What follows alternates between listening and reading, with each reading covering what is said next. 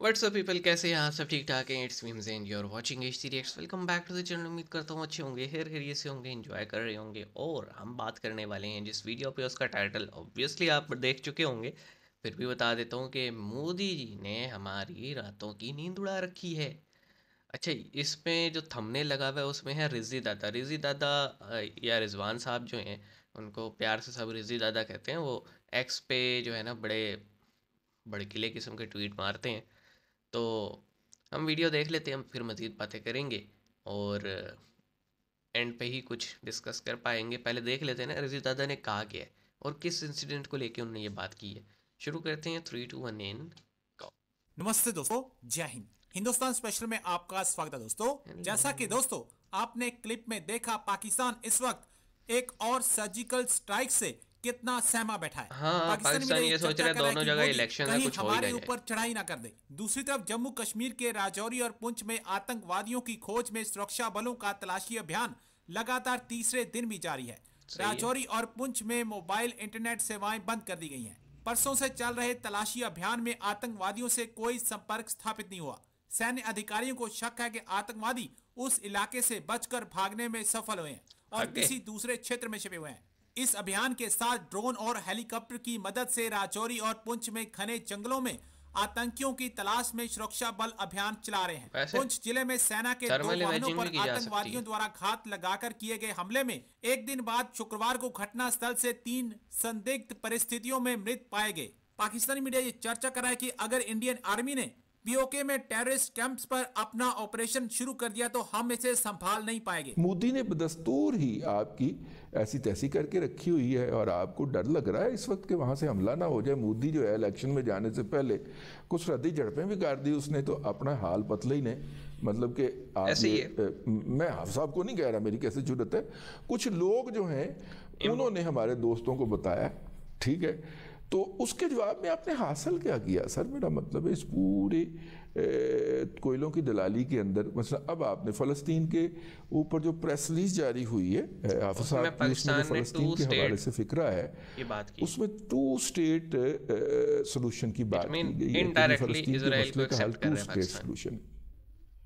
एक स्टेट जो होगी वो तो हो गई ना फ़लस्तीन, दूसरी स्टेट कौन सी होगी? Obviously Israel. दूसरी इसराइल।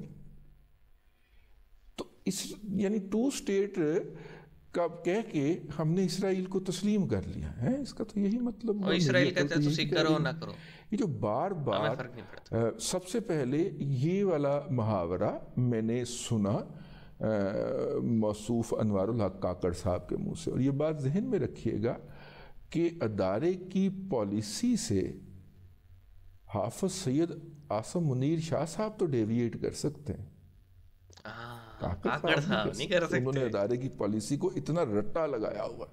पता ये लगा है कि पुंछ और राजौरी के काफी एरियाज में इंटरनेट ब्लॉक कर दिया है और बहुत बड़ा आर्मी का यानी कि भारतीय सेना का ऑपरेशन चल रहा है आतंकवादियों को ठोकने के लिए। तो मैंने जैसे स्टार्टिंग में कहा कि दोनों साइडों पे इलेक्शन है, इंडिया पे भी पाकिस्तान पे भी।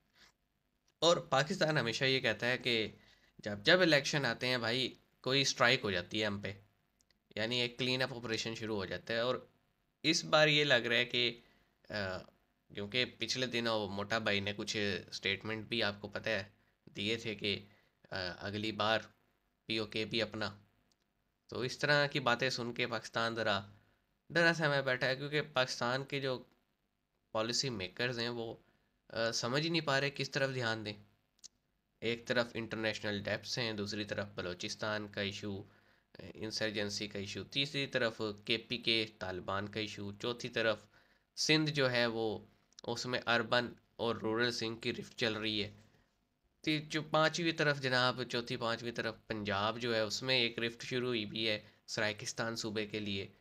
और इन सब के बीच इन्फ्लेशन, अनएम्प्लॉयमेंट और आप सिंपल ये कहें मिस मैनेजमेंट, बैड गवर्नेंस, इसने सर पकड़ा हुआ है। और फिर गिलगित में आए दिन प्रोटेस्ट होना, या फिर आप कह लें बन्नू और चमन में आए दिन कोई ब्लास्ट होना। तो इतने सारे मैटर हैं कि अंदर के लोग ये कह रहे हैं कि अगर इस बार कोई स्ट्राइक हुई तो हम संभाल ही नहीं पाएंगे उस चीज़ को। तो भाई सीधी सी बात है, नवाज शरीफ ने 2014 में कहा था अपना घर साफ करो, हमने किया।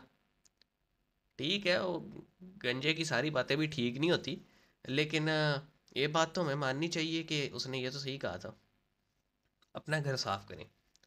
जब तक हम अपना घर साफ नहीं करेंगे, यानी ये जो हमने सिंपल कहूँगा कुत्ते के पिल्ले टेररिस्ट पाल रखे हैं, जब तक हम इनका सफाया नहीं करेंगे, इनको ठोकेंगे नहीं, तब तक हमें डर ही लगा रहेगा कि कोई दूसरा ना आगे ठोक दे। क्योंकि जब कोई दूसरा आगे ठोकेगा, वो सिर्फ उन्हें तो नहीं ठोकेगा ना, वो फिर जहाँ पे वो हार्बर हो रहे हैं वहाँ भी ठोका जाएगा सबको। तो